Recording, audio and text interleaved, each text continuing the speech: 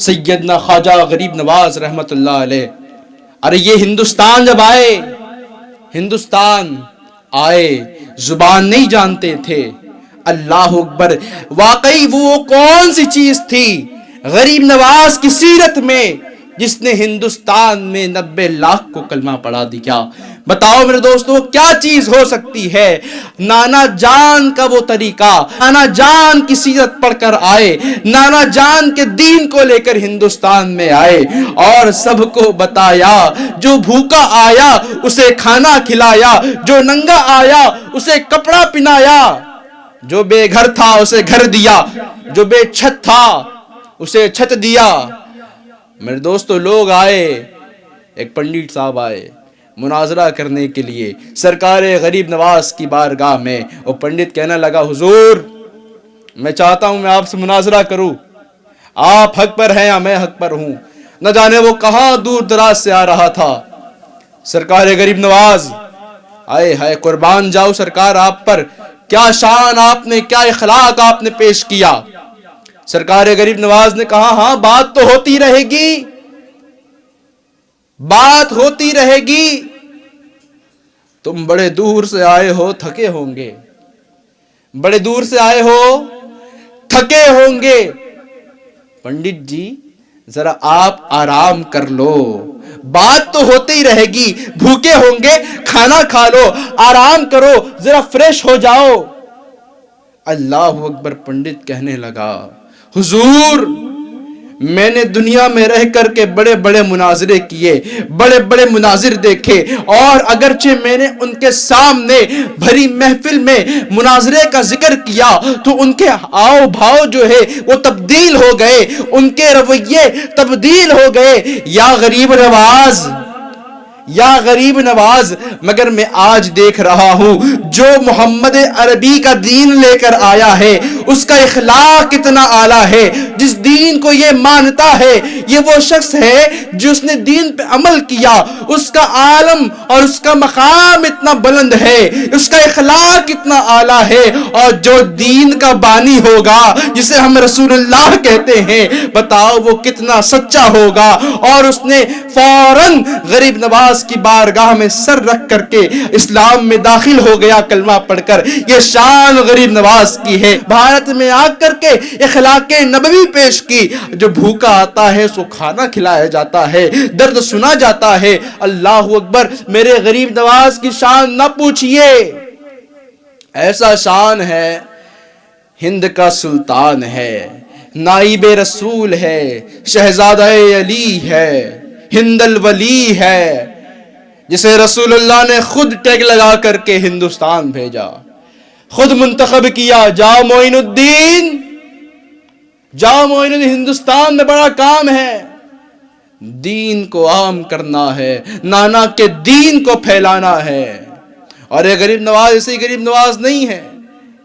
واقعی لوگوں کے پاس ہوں گے، شاید ہی کوئی ہو جو امیروں کو نوازتا ہے، مگر ہم غریبوں کے لیے غریب نواز ہیں، غریب نواز نوازنے والے ہیں. ہندوستان میں ایسے ہی نہیں کام ہوا.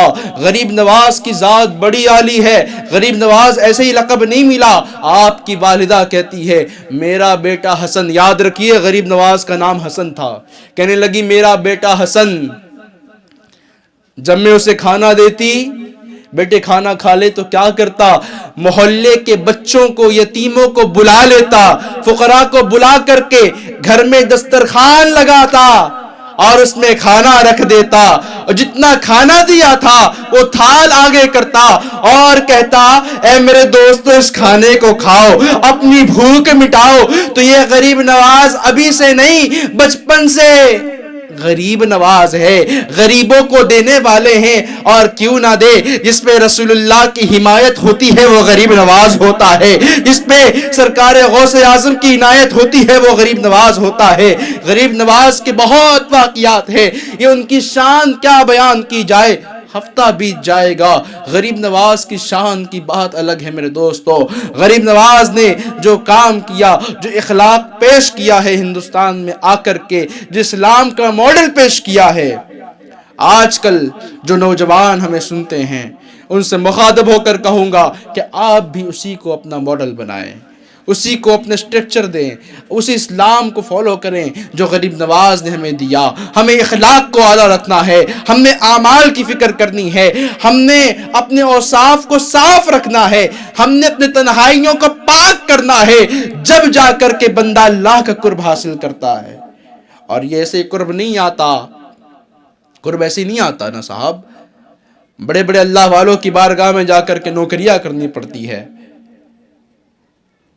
جب غریب نواز میرے سرکار معین الدین اجمیری ہند الولی عطائے رسول کہاں سے ولی بنے، صحبت کہاں اختیار کی؟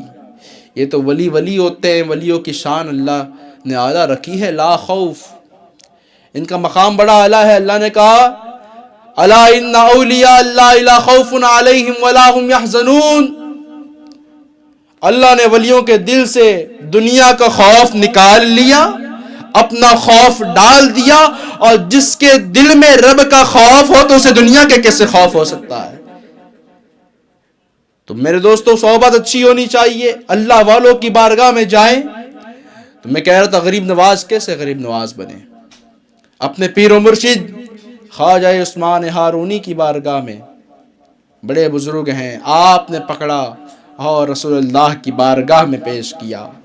معین الدین کو غریب نواز کا لقب آپ کی شان کے مطابق جگہ، رسول اللہ نے غریب نواز کو ہندوستان کی جگہ عطا فرمائی، اور ہم تو کیا غیر بھی ماننے کو تیار ہے۔ ہندوستان میں اگر کوئی ذات حکومت کرتی ہے تو وہ ذات غریب نواز کی ذات ہے، وہ غریب نواز کی ذات ہے۔